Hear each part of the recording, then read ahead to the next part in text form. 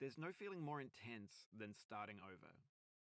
If you deleted your homework the day before it was due, as I have, or if you left your wallet at home and you have to go back after spending an hour in the commute. If you won some money at the casino and then put all your winnings on red but it came up black. If you got your best shirt dry cleaned before a wedding and then immediately dropped food on it. If you won an argument with a friend and then later discovered that they just returned to their original view. Starting over is harder than starting up. If you're not ready for that, like if you've already had a bad day, then what you're about to go through might be too much. Feel free to go away and come back. I'll be here. Alright, thanks for coming with me on this trip. I'll understand if you have to take a break at any point. Just find a safe place to stop and quit the game. And don't worry, I'll save your progress, always, even your mistakes. This game is a homage to a free game that came out in 2002 titled Sexy Hiking. The author of that game was Jazzuo, a mysterious Czech designer who was known at the time as the father of B games. And B games are rough assemblages of found objects. Designers slap them together very quickly and freely, and they're often too rough and unfriendly to gain much of a following. They're built more for the joy of building them than as polished products. In a certain way, Sexy Hiking is the perfect embodiment of a B game. It's built almost entirely out of found and recycled parts, and it's one of the most unusual and unfriendly games of its time. In it, your task is simply to drag yourself up a mountain with a hammer. And that act of climbing, in the digital world or in real life, has certain essential properties that give the game its flavor. No amount of forward progress is guaranteed. Some cliffs are too sheer or too slippery, and the player is constantly, unremittingly in danger of falling and losing everything. Anyway, when you start Sexy Hiking, you're standing next to this dead tree that blocks the way to the entire rest of the game. It might take you an hour to get over that tree, and a lot of people never got past it. You prod and you poke at it, exploring the limits of your reach and your strength, trying to find a way up and over. And there's a sense of truth in that lack of compromise. Most obstacles in video game worlds are fake. You can be completely confident in your ability to get through them once you have the correct method or the correct equipment or just by spending enough time.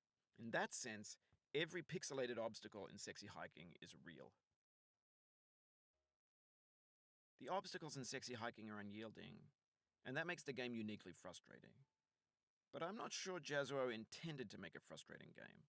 The frustration is just essential to the act of climbing, and it's authentic to the process of building a game about climbing. A funny thing happened to me as I was building this mountain. I'd have an idea for a new obstacle, and I'd build it, test it, and it would usually turn out to be unreasonably hard. But I couldn't bring myself to make it easier. It already felt like my inability to get past the new obstacle was my fault as a player rather than as a builder. Imaginary mountains build themselves from our efforts to climb them, and it's our repeated attempts to reach the summit that turns those mountains into something real. When you're building a video game world, you're building with ideas, and that can be like working with quickset cement. You mold your ideas into a certain shape that can be played with, and in the process of playing with them, they begin to harden and set until they're immutable, like rock.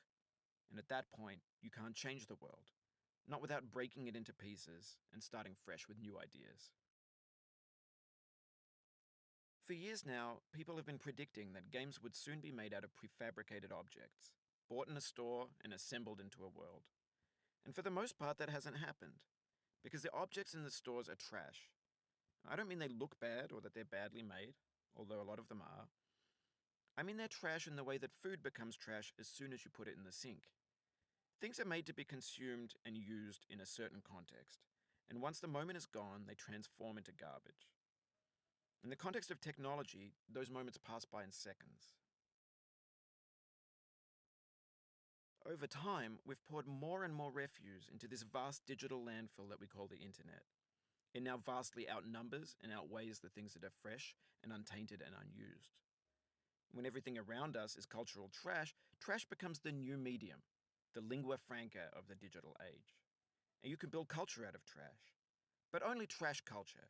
B games, B movies, B music, B philosophy. Maybe this is what digital culture is. A monstrous mountain of trash, the ash heap of creativity's fountain. A landfill with everything we ever thought of in it. Grand, infinite, and unsorted. There's 3D models of breakfast, Gen X's fanfic novels, scan magazines, green screen Shia LaBeouf, banned snuff scenes on LiveLeak. Facebook's got lifelike bots with unbranded adverts and candid shots of Kanye and Taylor Swift mashups, car crash epic failed GIFs, Russian dashcam vids, discussions of McRibs, discarded, forgotten, unrecycled, muddled, rotten, untitled.